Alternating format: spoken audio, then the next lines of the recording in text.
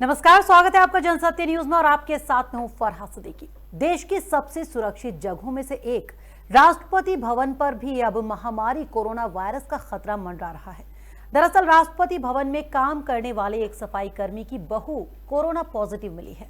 वो अपने परिवार के साथ राष्ट्रपति भवन के कैंपस में ही रहा करती थी। इस खुलासे के बाद कैंपस में रहने वाले 125 परिवारों को होम क्वारंटीन कर दिया गया है। बताया जा रहा है कि बीते दिनों सफाई कर्मी की बहू की मां का कोरोना के कारण निधन हुआ था।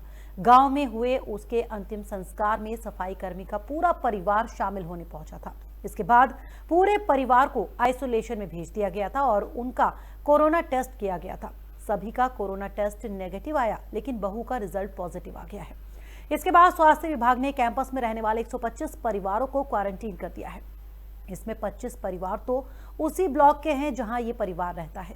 इन 25 परिवारों को घर से निकलने पर मनाही है और इनका खाना राष्ट्रपति भवन की तरफ से आ रहा है। इस बीच देश भर में महामारी कोरोना वायरस से अब तक कुल 559 लोगों की मौत हो चुकी है। वहीं कुल मरीजों की संख्या 17,600 के पार पहुंच चुकी है। संक्रमण की आशंका को देखते हुए सभी केंद्रीय मंत्रालयों, विभागों और दफ्तरों की कैंटीन को तत्काल बंद कर दिया गया है।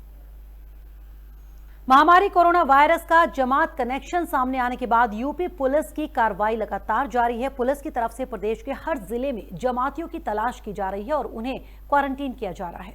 इसके साथ ही छिपे हुए जमातियों के खिलाफ कार्रवाई करने का सिलसिला भी जारी है। इस सिलसिले में यूपी के प्रयागराज में भी छिपे हुए जमातियों और उन्हें छिपाने वाले प्रोफेसर को गिरफ्तार कर लिया गया। इसमें इलाहाबाद केंद्रीय विश्वविद्यालय और प्रोफेसर शाहिद और 16 विदेशी जमातियों समेत कुल 30 लोगों को गिरफ्तार कर लिया गया है। विदेशियों की गिरफ्तारी फॉरेनर्स एक्ट के तहत दर्ज मामले में की गई है, जबकि प्रोफेसर शाहिद को जमातियों को चोरी छिपे शहर में शरण दिलाने के आरोप और महामारी एक्ट के तहत दर्ज मुकदमे में गिरफ्तार किया गया है।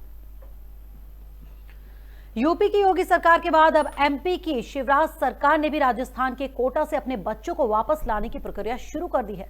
लॉकडाउन की वजह से मध्य प्रदेश के करीब 2000 बच्चे कोटा में फंसे हुए हैं। इन्हें लाने के लिए एमपी सरकार की तरफ से 150 बसों का काफिला कोटा रवाना कर दिया गया। कोटा जाने से पहले सभी बसें ग्वालियर पहुंची, जिसके बाद सभी बसों को पहले सैनिटाइज किया गया और फिर इन्हें आज सुबह कोटा के लिए रवाना कर दिया गया।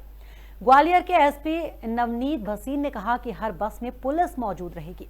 बस के ड्राइवर और कंडक्टर की पीपीई किट्स उनको दे दी गई हैं। साथ ही 150 बसें आज शाम तक कोटा पहुंचने की भी जानकारी दी गई। वैश्विक स्तर पर राजनीतिक और आर्थिक हलचल की वजह से भारतीय शेयर बाजार की बड़ी गिरावट के साथ शुरुआत हुई। आज शुरुआती कारोबार में सेंसेक्स 1000 अंक से ज्यादा लुढ़क कर 31,000 के नीचे कारोबार कर रहा था। वहीं निफ्टी की बात करें तो ये 230 अंक की ज्यादा की गिरावट के साथ 9,000 अंक के नीचे था। दरअसल महामारी कोरोना वायरस की मार से कच्चे तेल के दाम में ऐतिहासिक गिरावट आई है। अमेरिकी वायदा बाजार में कच्चा तेल सोमवार को ऐतिहासिक रूप से लुढ़कते हुए नेगेटिव में चला गया, $0 से $36 नीचे। आपको बता दें कि सोमवार को सेंसेक्स 59.28 अंक यानी 0.19% की बढ़त के साथ 31,648 अंक पर बंद हुआ। वहीं निफ्टी 4.90 अंक यानी 0.05% की नाम मात्र की गिरावट के साथ 9,261.85 अंक पर बंद हुआ। महामारी कोरोना वायरस से जूझ रहे अमेरिका ने इमिग्रेशन को रोकने का फैसला कर लिया है। अमेरिकी राष्ट्रपति डोनाल्ड ट्रंप ने आज सुबह ये बड़ा ऐलान किया। अमेरिका में अब अगले आदेश तक किसी भी बाहरी व्यक्ति को बसने की इजाजत नहीं दी जाएगी। डोनाल्ड ट्रंप ने इस बड़े फैसले का ऐलान अपने ट्विटर अकाउंट से किया। अमेरिकी राष्ट्रपति डोनाल्ड ट्रंप ने आज सुबह ट्वीट कर ऐलान किया कि अदृश्य दुश्मन के हमले की वजह से जो स्थिति पैदा हुई है, उसमें हमें हमारे महान अमेरिकी नागरिकों की नौकरी को बचा कर रखना है। इसी को देखते हुए मैं एक ऑर्डर पर साइन कर रहा हूं जो अमेरिका में बाहरी लोगों के बसने पर रोक लगा देगा। गौरतलब है कि कोरोना वायरस के विकराल रूप की वजह से अमेरिका अब तक के सबसे बड़े संकट के दौर से गुजर रहा है। पिछले करीब 2 महीने में अमेरिका में 1 करोड़ से ज्यादा लोग अपनी नौकरी गंवा चुके हैं और बेरोजगार को मिलने वाली सुविधाओं के लिए अप्लाई कर रहे हैं। इसके अलावा अमेरिकी बिजनेस पर भी बड़ा संकट आया है। यह कारण है कि डोनाल्ड ट्रंप ये फैसला लेने पर मजबूर हो गए।